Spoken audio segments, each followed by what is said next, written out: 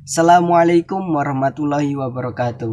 Perkenalkan, nama saya Muhammad Sadam Taqiyuddin Aska, NIM 20108030010. Di sini saya akan menjelaskan mengenai tafsir ayat dan hadis ekonomi perihal asuransi. Untuk pembahasan yang pertama, kita akan masuk ke pengertian asuransi. Asuransi secara etimologi berasal dari bahasa Belanda, yaitu asuriante, yang bermakna tertanggung atau menanggung suatu kerugian. Secara terminologi, asuransi berarti jasa keuangan yang dengan menghimpun dana melalui penghimpunan premi asuransi dan memberikan perlindungan kepada pemakai jasa asuransi tersebut. Di Indonesia sendiri, asuransi dikenal dengan istilah takaful. Kata takaful sendiri berasal dari bahasa Arab, yaitu takafala yatakafalu, yang berarti menjamin atau saling menanggung. Ada pendapat mengenai takaful ini seperti Muhammad Syakir Sula mengartikan bahwa takaful dalam pengertian muamalah adalah saling memikul resiko di antara sesama orang, sehingga antara satu dengan lainnya menjadi penanggung atas resiko yang lain. Nah, dari pengertian asuransi tersebut dapat kita simpulkan bahwa unsur-unsur yang terdapat dalam asuransi adalah seperti yang pertama, tolong menolong atau at-takaful, yang kedua yaitu hibah atau dana kebajikan yang dikenal dengan istilah tabaruk, dan yang ketiga adalah akad-akad yang terkandung dalam asuransi tersebut. Nah, untuk jumlah ayat Al-Quran yang menjelaskan tentang asuransi sendiri ada 10 ayat Al-Quran. Adapun ayat-ayat tersebut seperti Quran Surah Al-Baqarah ayat 261, Quran Surah Al-Baqarah ayat 126, Quran Surah Al-Baqarah ayat 185, Quran Surah Al-Baqarah ayat 177, Quran Surah Al-Maidah ayat 2, Quran Surah Al-Hasyr ayat 18, Quran Surah Al-Yusuf ayat 47 sampai 49, Quran Surah Al-Quraisy ayat 4, Quran Surah At-Takabun ayat 11, dan Quran Surah Al-Luqman ayat 34. Ada pula hadis-hadis yang menjelaskan tentang asuransi. Terdapat 4 jenis hadis yang kebanyakan berasal dari hadis riwayat Bukhari dan Muslim. Nah, dari ayat dan hadis tersebut saya mengambil satu ayat, yaitu Quran Surah An-Nisa ayat 9 yang akan kita kupas secara mendalam. Adapun bunyi Quran Surah An-Nisa ayat 9 yaitu Bismillahirrahmanirrahim, wal yakhshal ladzina law taraku min khalfihim dzurriyyatan dhi'afa khafu 'alaihim falyattaqullaha wal yaqulu qawlan sadida, yang artinya, dan hendaklah takut kepada Allah orang-orang yang seandainya meninggalkan di belakang mereka anak-anak yang lemah, yang mereka khawatir terhadap kesejahteraan mereka. Oleh sebab itu, hendaklah mereka bertakwa kepada Allah dan hendaklah mereka mengucap perkataan yang benar. Nah, asbabun nuzul dari ayat tersebut menurut Mujahid radhiyallahu an adalah ayat ini diturunkan berkenaan dengan permintaan Sa'ad bin Abi Waqqas yang suatu saat sedang sakit keras kepada Rasulullah. Kala Rasulullah datang menjenguk Sa'ad berkata, "Wahai Rasulullah, aku tidak memiliki ahli waris kecuali anak perempuan. Apakah aku boleh menginfakkan 2/3 dari hartaku?" "Jika sepertiga ya Rasul," Rasul Shallallahu Alaihi Wasallam mengizinkan. "Ya, sepertiga juga sudah banyak." Rasul lalu bersabda, "Lebih baik kamu meninggalkan ahli warismu dalam keadaan berkecukupan daripada miskin yang meminta-minta kepada manusia." Selain itu, ada pula tafsir Ibnu Katsir dalam kitabnya yang membahas mengenai Quran Surah An-Nisa ayat 9 yang berbunyi, "Dan hendaklah takut kepada Allah orang-orang yang seandainya meninggalkan di belakang mereka." Ali bin Abi Thalib meriwayatkan dari Ibnu Abbas, ia berkata, ayat ini mengenai seorang laki-laki yang meninggal, kemudian seseorang mendengar bahwa ia memberikan wasiat yang membahayakan ahli warisnya, maka Allah memerintahkan orang yang mendengar hal itu untuk bertakwa kepada Allah dengan membimbing dan mengarahkan yang bersangkutan pada kebenaran.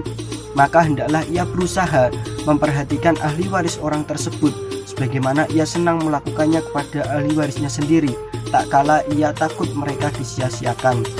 Ada pula tafsir Jalalain yang menjelaskan maksud dari Quran Surah An-Nisa ayat 9 ini, yaitu dan hendaklah bersikap waspada.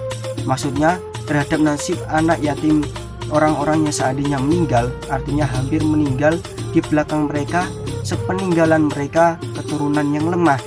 Maksudnya anak-anak yang masih kecil-kecil, mereka khawatir terhadap nasib mereka akan terlantar, maka hendaklah mereka bertakwa kepada Allah. mengenai urusan anak-anak yatim itu, dan hendaklah mereka lakukan terhadap anak-anak yatim itu apa yang mereka ingini dilakukan oleh orang terhadap anak-anak mereka sepeninggalan mereka nanti. Dan hendaklah mereka ucapkan kepada orang yang hendak meninggal perkataan yang benar, misalnya menyuruhnya bersedekah kurang dari sepertiga dan memberikan selebihnya untuk para ahli waris, sehingga tidak membiarkan mereka dalam keadaan sengsara dan menderita. Nah, kesimpulan yang didapat dari penafsiran Quran Surah An-Nisa ayat 9 ini yaitu kehidupan yang telah dijalani tidak hanya selesai pada kita, tetapi akan berlanjut ke generasi selanjutnya dan mendatang. Nah, ada pula kontekstualisasi surah An-Nisa ayat 9 ini dengan asuransi. Korelasi tentang surah An-Nisa ayat 9 dengan nilai ekonomi khususnya asuransi sesuai yang terkandung di dalamnya, yaitu janganlah kamu meninggalkan keluargamu dalam keadaan lemah. Artinya setiap orang tua haruslah membekali anaknya dengan ekonomi yang memadai agar keturunannya kelak tidak terlantar dan lemah. Dan dalam surah An-Nisa juga mengajarkan kepada kita tentang warisan, yang apabila orang tua memiliki harta yang lebih mampu, hendaklah ia meninggalkan sepertiga harta bagi anaknya. Seperti asbabun nuzul surah An-Nisa tersebut yang menceritakan seseorang hampir meninggal, lalu ia menyedekahkan hartanya, karena lebih baik meninggalkan anak dalam berkecukupan daripada miskin yang meminta-minta kepada manusia. Dengan adanya materi yang diberikan oleh orang tua kepada anaknya, dapat dimungkinkan anak tersebut tidak dalam keadaan lemah ke depannya. Nah, beberapa korelasi yang telah dipaparkan sebelumnya itu menunjukkan bahwa Quran Surah An-Nisa ayat 9 mengandung unsur-unsur berkaitan dengan asuransi, di mana dalam ayat tersebut menyebutkan bahwa orang tua harus memberikan penghidupan yang layak bagi anaknya di kemudian hari, serta meninggalkan warisan bagi anaknya bila mempunyai harta yang banyak. Hal tersebut sesuai dengan konsep asuransi, yang mana seseorang harus mempersiapkan diri untuk menghadapi resiko di masa mendatang. Selain itu juga ada tafsir hadis tentang asuransi. Ada pula hadis tersebut berbunyi, an Abi Hurairah radhiyallahu an, iqtalat im'atani min huzaili faromat ihdahumal ukhra bi hajari faqatalat hawa ma fi batniha faqtasamu ilan nabi faqada anna diyatan janiniha gurratun awwalidatun wa qadadiyatal mar'ati ala aqilatiha. Asbabul al-wurud dari hadis tersebut yaitu diriwayatkan oleh Abu Hurairah radhiyallahu an yang mengatakan bahwa pernah ada dua wanita dari suku Huzail bertikai ketika seseorang dari mereka memukul yang lain dengan batu yang mengakibatkan kematian wanita itu dan janin yang terkandung di dalam rahimnya. Pewaris korban membawa kejadian itu ke pengadilan Rasulullah SAW yang memberikan keputusan bahwa kompensasi bagi pembunuhan anak bayi adalah membebaskan seorang budak laki-laki atau perempuan, sedangkan kompensasi atas membunuh wanita adalah uang darah atau diat yang harus dibayar oleh akilah dari yang tertuduh. Nah, hadis tersebut menjelaskan tentang praktik akilah yang telah menjadi tradisi di masyarakat Arab. Akilah dalam hadis tersebut dimaknai dengan asabah atau kerabat dari orang tua laki-laki yang mempunyai kewajiban menanggung denda atau diat jika ada salah satu anggota sukunya melakukan pembunuhan terhadap anggota suku yang lain. Menurut pandangan Thomas Patrick, hadis tersebut menunjukkan konsep asuransi dalam Islam bukanlah hal yang baru, karena sudah ada sejak zaman Rasulullah SAW yang disebut dengan akilah. Peristiwa yang telah diceritakan sebelumnya mempunyai hubungan erat dengan konsep asuransi.